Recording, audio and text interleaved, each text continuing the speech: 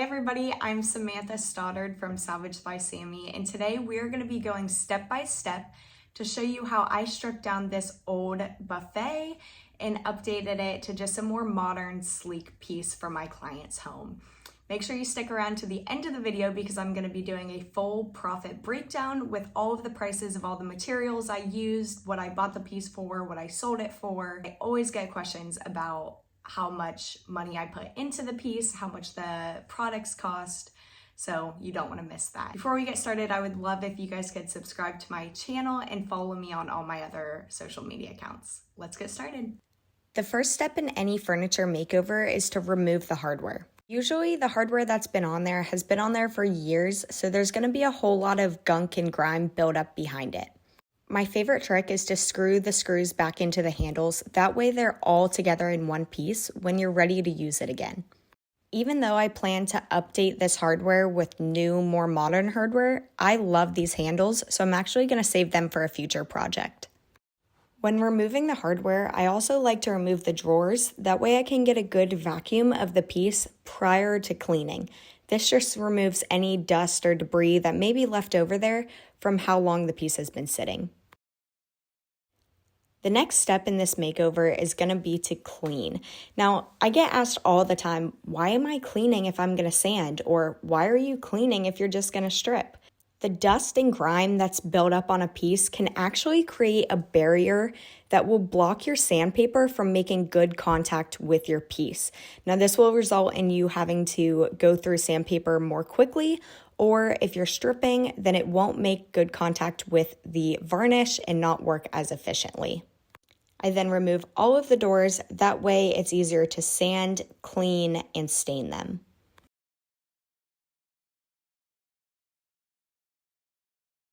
Next, we are going to strip. Now, I'm choosing to strip this piece because it does have a veneer layer on top and we are going to leave it raw wood. So I don't want to risk accidentally sanding through the veneer. This stuff is strong and chemically, so make sure you wear the proper PPE and gloves. For horizontal surfaces, I usually just kind of dump it all over, especially this can that was almost out anyways, and then I take a chip brush and just brush it all over the section. I like to work in sections, that way it doesn't dry out too quick, making it harder to scrape off. Chip brushes are great for stripping agents because if they get ruined, I just throw them away and you're not ruining one of your more expensive painting brushes.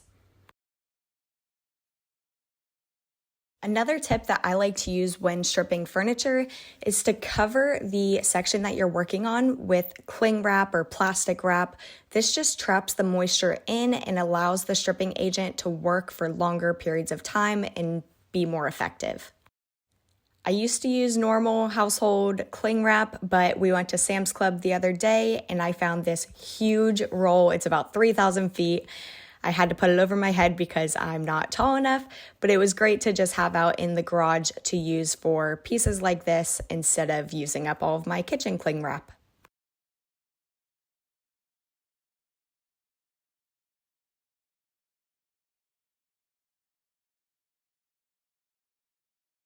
After letting it sit for about 30 minutes, I went ahead and removed the cling wrap and got ready to scrape off the varnish of this piece.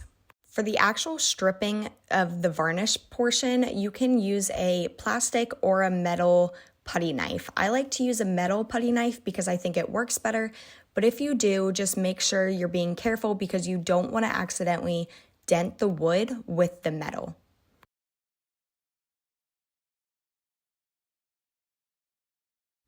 As you can see in a few spots, not all of the varnish actually came off. There were a few sections that didn't get affected by the stripper as well. That's okay. You can either go back and do a second coat or you can just sand it off once it dries.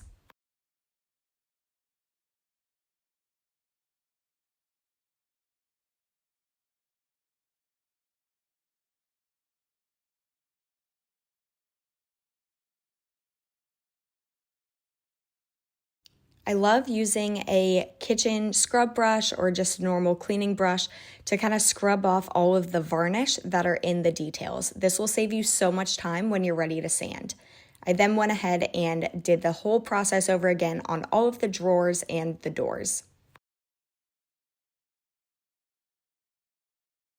Sometimes when you're scrubbing down some of the detail, it won't just come right off, so I like to mix a little water, some Dawn dish soap, but we will end up going back over the entire piece with an acetone-based afterwash that will remove all of the residue left over.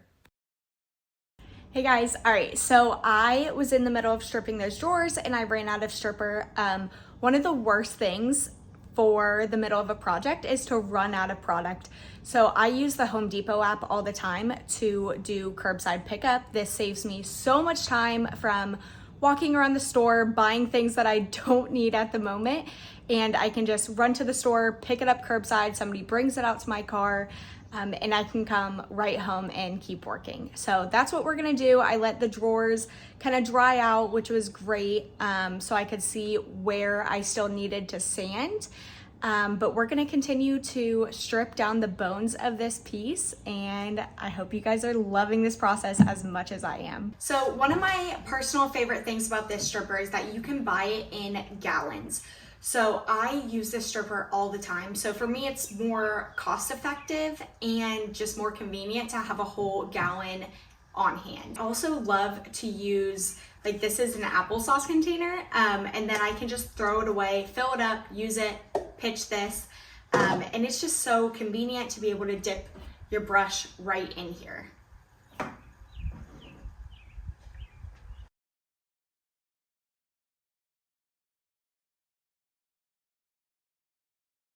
We're going to continue to strip down the rest of the piece, all of the sides, the edges, and then we will wipe it down with acetone. Now here's when we are going to use the afterwash. This is basically straight acetone, so you want to make sure you have very thick gloves that won't erode away. Scrubbing down the entire piece with this will just remove all of the residue, the gunk left over, and help get into all those details so it saves you time sanding after this.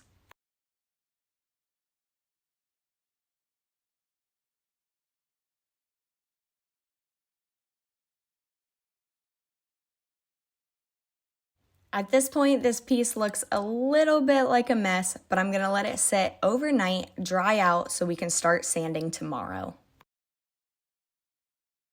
All right, it is the next morning, and I'm gonna start sanding with 150 grit sandpaper after letting it dry out overnight. This is just gonna help smooth out the entire piece as well as remove any leftover varnish. I have my sander hooked up to my shop vac, which helps there be less debris and dust, and it just sucks it right up into a bag that's inside of my shop vac.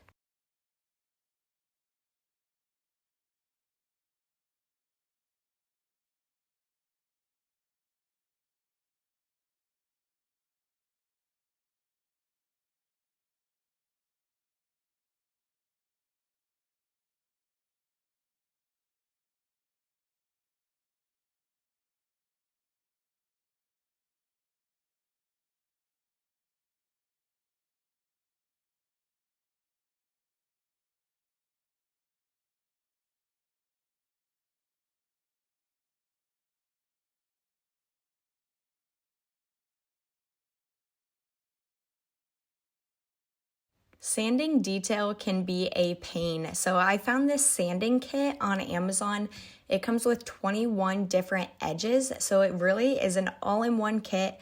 You just wrap your sandpaper around it and get to sanding. It will save your fingertips, it will save your sanity, and the kit is under $20. After 150 grit, I sanded the whole piece down again with 220 grit sandpaper. This is just gonna help close up the grain a little bit more and make the wood super silky smooth.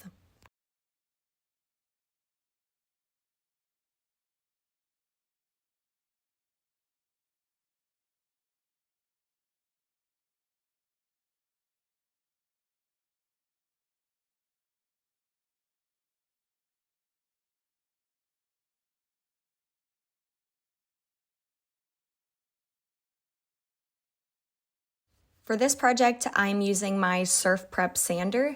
Now, if you don't have this sander, that's okay. They actually make padded sandpaper pads on Amazon that can be attached to any orbital sander.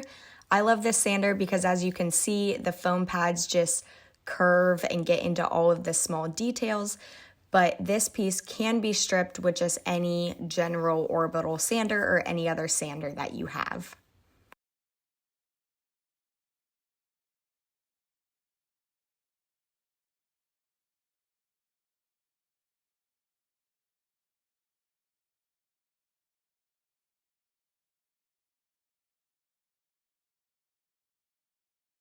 We're finally going to stain, and because this piece is a client piece and we're trying to color match for her house, I went ahead and tested some stains, sent them over to her, and we will wait to see what she chooses.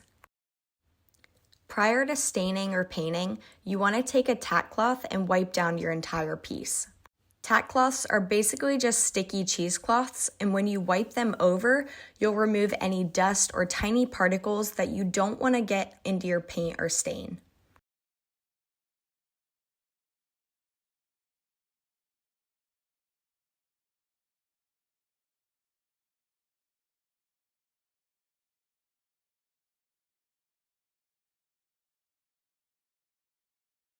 My client ended up choosing Early American by Behr. It's one of their water-based stains. Lately, I have been loving water-based stains because they are so forgiving. Now, they do dry quickly, so I like to lather it on and then work it out before applying more. They don't penetrate the wood as deep and as harshly as oil-based stains, so if you make a mistake, you really can just sand it right off.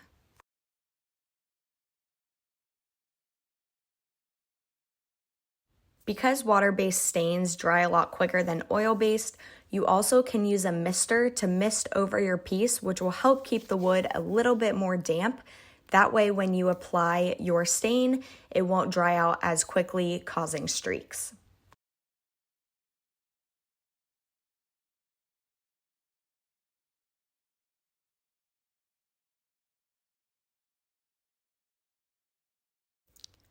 After staining, I added all of the doors and the drawers back in so that I could prep for the top coat.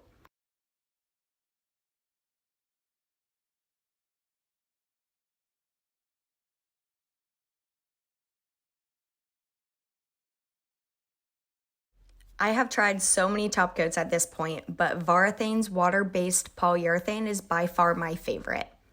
Especially on raw wood pieces, you always want to add a top coat for durability, and that way if somebody ever sets a drink on it, it's not going to leave a water ring. I'm using my Home Right Super Finish Max paint sprayer to apply it, but this top coat applies really well with a brush or a roller as well, making it super easy if you're just starting out. I finally get to show you guys my favorite part of any project, which is adding the hardware, because it just adds such a fun final touch to it. These handles are actually adjustable, which is why you see me use them on most of my raw wood pieces. They're great for if you don't want to drill new holes or you don't want them to show through with wood filler. You just slide them onto the handle and then add these little pegs next to where the screws go. As you screw them into the piece, they will press against the piece, allowing them not to slide back and forth. This hardware is actually some of my favorite because it does not matter what piece you put it on, it automatically elevates it and just makes it look very sleek and modern. We are done, and I'm so happy with how this turned out, and I hope it inspires you to start your next furniture flip. All right, guys, I hope you loved that video, and I hope you learned something as well. If you have any other questions, just drop them in the comments and I will try to get to them. So now is the point that we are going to do a full profit breakdown. So I bought this piece. I'm going to do a tracker up top. I bought this piece for $300, which is way more than I typically spend on a piece, but it was specific for my client's home. So I wanted to give her the best piece possible. So I spent $300 on it.